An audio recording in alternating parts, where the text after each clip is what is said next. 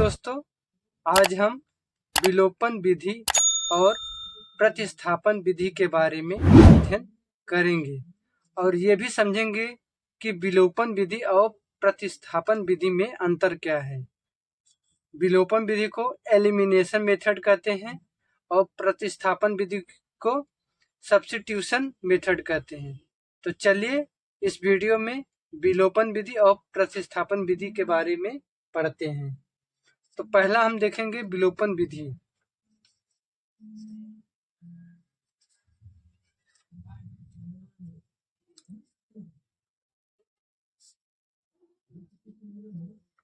विलोपन विधि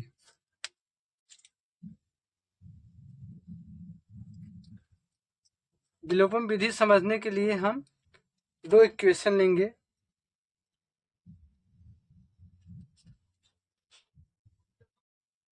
three x plus 4y equal to 10, ये पहला समीकरण है।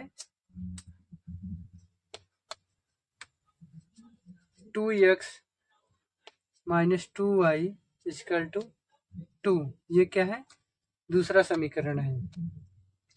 तो विलोपन जैसे नाम से ही इसका क्या अर्थ है, विलुप्त करना या छिपाना। ठीक, तो विलोपन विधि में क्या करते हैं, इसमें विलुप्त करते हैं, छिपाते हैं। अर्थात या तो x को छिपाना होगा या तो y को छिपाना होगा, दोनों में से एक को छिपाना होगा। ठीक, तो इसको छिपाने के लिए क्या करेंगे, यहाँ देखिए x का गुणांक 3 है और यहाँ x गुणांक 2 है।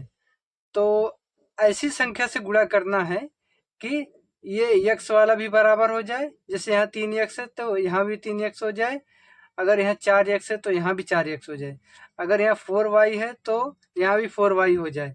मतलब या तो x वाला बराबर करना है या तो y बराबर वाला बराबर करना है।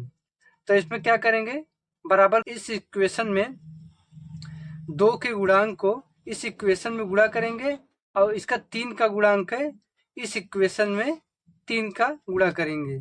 तो क्या करेंगे, पहले वाले समीकरण में हम 2 से गुणा करेंगे। 2 से क्यों गुणा कर रहे हैं, क्योंकि x या y को, x को या फिर y को, दोनों को क्या करना है, मैच करना है, एक को विलुप्त करना है, एक को हटाना है या छिपाना है। ठीक, तो इसमें देखो 2 का गुणांक है, 2 का गुणांक है, तो इस वाले पहले वाले समीकरण में हम सब में 2 से गुणा करेंगे और इसका गुणांक क्या है, 3 है। तो ये दूसरे वाले समीकरण में हम क्या करेंगे, 3 से गुणा करेंगे। ठीक, इसमें 2 से गुणा करेंगे और इसमें पहले वाले समीकरण 2 से गुणा करेंगे, दूसरे वाले समीकरण में 3 से गुणा करेंगे। तो चलिए गुणा करते हैं। तो 2 से गुणा करेंगे तो सब में करेंगे, इसमें भी 3 से गुणा करेंगे तो सब में करेंगे। तो 2 से गुणा करेंगे, 2 3 6x प्लस 2 चौक 8y बराबर 10 दूनी 20, ये तीसरा समीकरण हो गया। अब इसमें 3 से गुणा करेंगे, सब में 3 से गुणा करेंगे। तो यहाँ पर गुणा होगा 3 दूनी 6x हो जाएगा और इसमें गुणा होगा माइनस 6y हो जाएगा बराबर 3 गुणा 2 में होगा तो 3 दूनी 6 हो जाएगी। ये समीकरण नंबर 4 है। देखिए 2 से गुणा इसमें भी किए हैं, 2 से गुणा इसमें भी किए हैं, 2 से गुणा इसमें भी किए हैं। ठीक, मतलब तीनों में गुणा करेंगे, तीनों एलिमेंट में। अब इसमें 3 से गुणा किए हैं तो इसमें भी किए हैं, 3 से गुणा किए हैं तो इसमें भी किए हैं, 3 से गुणा किए हैं तो इसमें भी किए हैं। तो 2 से गुणा इसमें किए, 2 3 6x हो गया, इसमें गुणा किए 2 चौक 8y हो गया, 10 दूनी 20।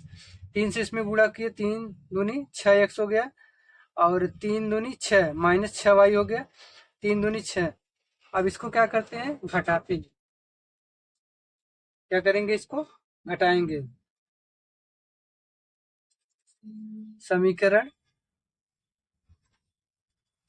3 से समीकरण 4 घटाने पर, इसको घटाएंगे। चलिए घटाते हैं। 6x प्लस 8y बराबर 20, 6x माइनस 6y बराबर 6। घटाते हैं तो यहाँ प्लस है, यहाँ कुछ नहीं प्लस है तो यहाँ माइनस हो जाएगा और यहाँ माइनस है तो यहाँ प्लस हो जाएगा। यहाँ प्लस है तो माइनस हो जाएगा। ठीक, तो इसको घटाएंगे तो यहाँ देखो छः छः एक्स क्या है, यहाँ प्लस है, ये माइनस इस पे चला जाता है। ठीक, ये माइनस इस पे चला जाता है, तो प्लस छः एक्स है माइनस छः एक्स है, ये कट जाएगा। और इसमें क्या करेंगे, देखिए ये जो प्लस है ये इस पे चला जाएगा, ये प्लस जो है ये माइनस यहाँ हट जाता है, ये प्लस इस पे लागू हो जाता है। तो ये जब ये इस पे चला जाएगा तो 8 और 6 जोड़ देंगे, 8 6 कितना होगा 14, 14 वाई। और यहाँ देखिए प्लस है तो ये वाला माइनस इस पे लागू हो जाएगा, तो 20 में से 6 घटाएंगे कितना आएगा 14 आएगा। ठीक, अब क्या करेंगे, y बराबर ये गुड़े है तो इसको भागे कर देंगे 14/14, तो 14 14 कट गया, कितना बचा 1, तो कितना है y बराबर 1 आ गया। अब क्या करेंगे, समीकरण एक में y बराबर 1 रखने पर देखिए y का मान आ गया है। अब समीकरण एक में यही y का मान 1 रख देंगे तो x का मान भी आ जाएगा। तो समीकरण एक क्या है, यही समीकरण एक था ना, 3x प्लस 4y बराबर 10, यही था समीकरण ना। ये तो बाद में 2 से 3 से गुणा किए, पहले समीकरण यही था 3x प्लस 4y बराबर 10, यही है। तो इसमें y बराबर 1 रखेंगे तो 3x प्लस 4, y का मान 1 रखेंगे 1 हो जाएगा बराबर 10 हो जाएगा, 10 हो जाएगा ना। अब यहाँ हो गया 3x प्लस 4, 4 गुणा 1 में होगा तो 4 ही होगा बराबर 10 हो जाएगा। अब 4 को इधर करते हैं तो 3x बराबर क्या होगा 10 माइनस 4, 10 माइनस 4 हो गया। ठीक,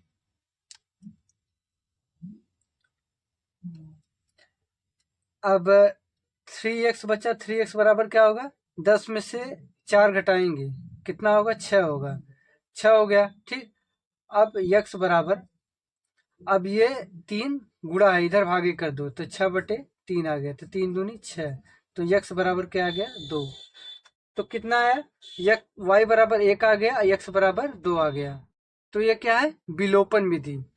तो विलोपन विधि से आप क्या समझे, विलोपन विधि से होता है कि इसमें यक्स का पोर्शन बराबर करना है या तो वाई का पोर्शन बराबर करना है गुणा करके। ठीक है, तो इसमें देखिए 2 से गुणा किए हैं, ऊपर से 2 से गुणा कर दिए, नीचे 3 से गुणा कर दिए, देखिए 6 6 बराबर आ गया, ये कट जाएगा तो एक गायब हो जाएगा, तो इसी को क्या कहते हैं विलोपन विधि। ठीक, तो यहाँ y बराबर 1 आ गया, x बराबर 2 आ गया, तो इसी को क्या कहते हैं विलोपन विधि। तो चलिए अब हम प्रतिस्थापन विधि के बारे में पढ़ते हैं।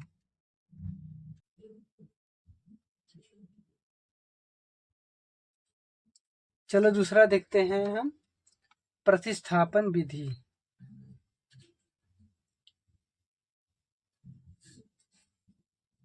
प्रतिस्थापन विधि, प्रतिस्थापन मेथड क्या है, तो इसमें भी वही वही सवाल लेंगे। ठीक है, उसी सवाल को लेकर हम लोग लगाएंगे प्रतिस्थापन विधि में।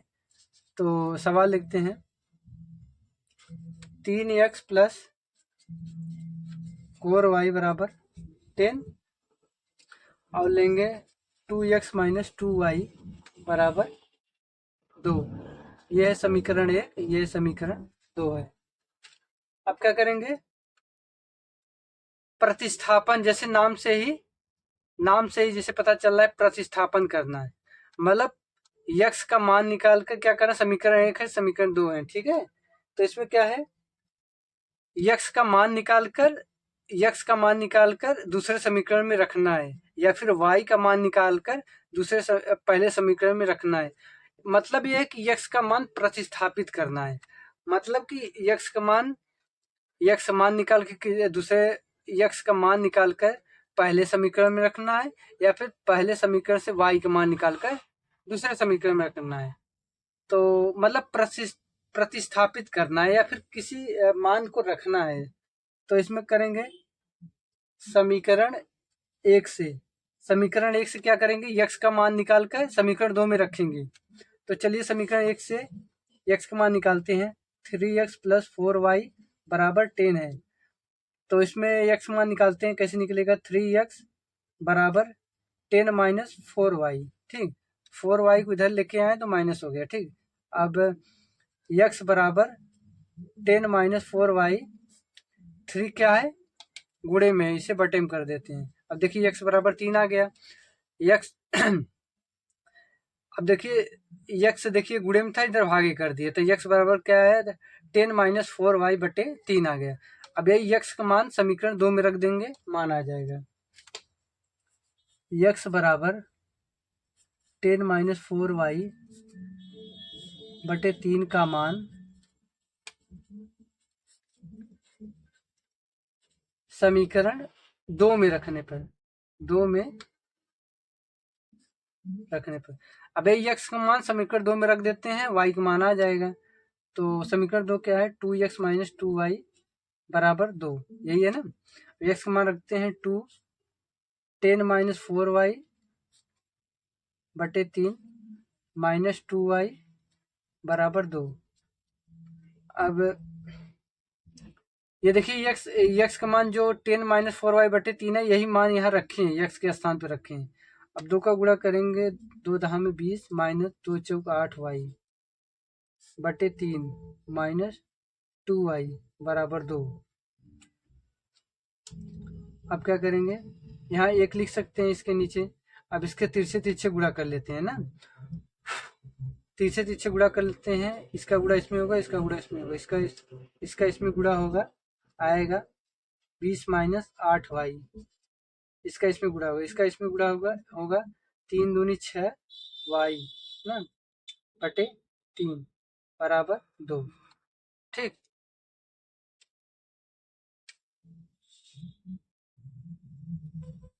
अब इसका क्या आगे क्या होगा? 20, ये देखो दोनों माइनस में है, तो दोनों माइनस में जोड़ लेते हैं, माइनस 8 2 10 4 14, 14y हो गया। ठीक, ये 3 भागे इधर होगा, गुणे हो जाएगा, तो हो जाएगा 3 दूनी 6 हो जाएगा। ठीक, अब क्या करेंगे? अब क्या करेंगे? 20 14 को इधर कर देते हैं, ये प्लस में हो जाएगा, 14 को इधर करेंगे प्लस में आ जाएगा, और 6 को इधर कर देते हैं माइनस में हो जाएगा। तो 20, 6 को इधर लेके आएंगे माइनस 6 हो जाएगा, और माइनस 14 को इधर लेके आएंगे तो प्लस 14y हो जाएगा, 14y। ठीक, अब 20 में से 6 गए, कितना हुआ? 20 में से 6 गए 14 हुआ ना, 20 में से 6 गए 14 बराबर 14y हुआ।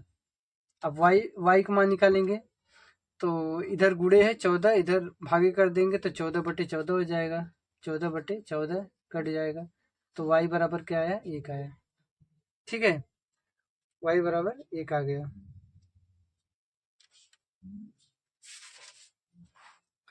y बराबर 1 आ गया। अब क्या करेंगे? y बराबर 1 का मान समीकरण 1 में रख देंगे, तो x का मान आ जाएगा। तो चलिए रखते हैं। अब क्या करेंगे? y बराबर 1 आ गया। अब y बराबर 1 का मान समीकरण 1 में रखेंगे, 1 में रखने पर। ठीक, तो समीकरण 1 क्या है? 3x प्लस 4y बराबर 10। तो y बराबर 1 का मान रख देते हैं, तो 3x प्लस 4 गुणे 1, y का मान 1 है तो 1 बराबर 10। अब क्या होगा? 3x प्लस 4, 4 का गुणा 1 में होगा, 4 का 4 बराबर 10 आ गया। ठीक, अब आगे देखते हैं। अब संख्या को एक साइड कर देते हैं ना, संख्या को एक साइड कर देते हैं, तो 3x 4 को इधर लेके जाएंगे तो आएगा माइनस हो जाएगा, तो 10 माइनस 4। अब 3x बराबर क्या बचेगा? 10 में से 4 गए 6 बचेगा ना। ठीक, x बराबर क्या होगा? 6 बटे 3। 3 क्या है? भागे में है नहीं, 3 क्या है? गुणे में है, इसको इधर करेंगे भागे हो जाएगा। ठीक, तो 3 दूनी 6, तो x बराबर 2 आ गया। ठीक, x बराबर 2 आ गया। y बराबर देखिए 1 आ गया है। और x बराबर 2 आ गया है। तो प्रतिस्थापन विधि में क्या होता है, x या y का मान निकाल कर दूसरे समीकरण में रखना होता है। ठीक, जैसे देखिए यहाँ पर x का मान निकाल कर दूसरे समीकरण में हम रख दिए थे, तो इसी का नाम प्रतिस्थापन विधि होता है। प्रतिस्थापन विधि मतलब एक का मान निकाल कर दूसरे समीकरण में रखना। तो चलिए अब समझते हैं विलोपन और प्रतिस्थापन विधि में अंतर क्या होता है। तो चलिए अब देखते हैं विलोपन विधि और प्रतिस्थापन विधि में अंतर क्या होता है। इसमें पहला अंतर लिखेंगे, पहला अंतर होगा, पहला विलोपन विधि में क्या होता है,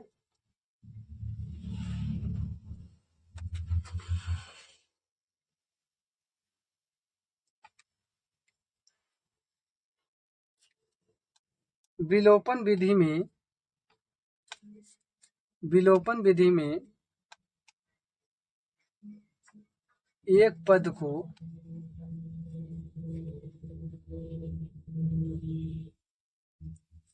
पाना पड़ता है।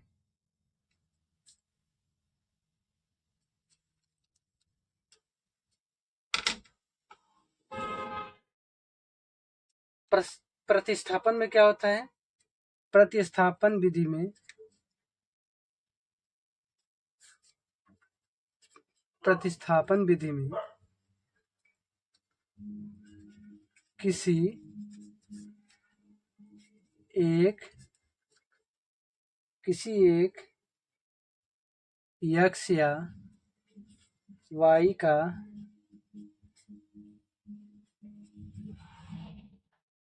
किसी एक x या y का वैल्यू निकाल कर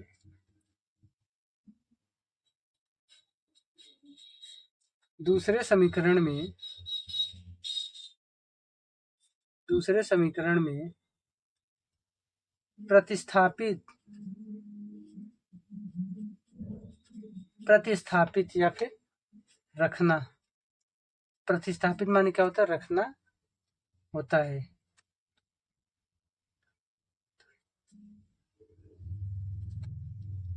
देखिए विलोपन विधि में क्या होता है, विलोपन विधि में होता है, विलोपन विधि में एक पद को छुपाना पड़ता है। देखिए एक पद को छुपाना पड़ता है। इसमें देखिए क्या करते हैं, दोनों को x का या फिर y का मान एक जैसा करना होता है। क्यों करना होता है, क्योंकि काटने के लिए। ठीक, इसमें दोनों x का मान एक जैसा करना होता है या फिर दोनों y का मान एक जैसा करना होता है। दोनों में से एक ही करना है, किस लिए, काटने के लिए।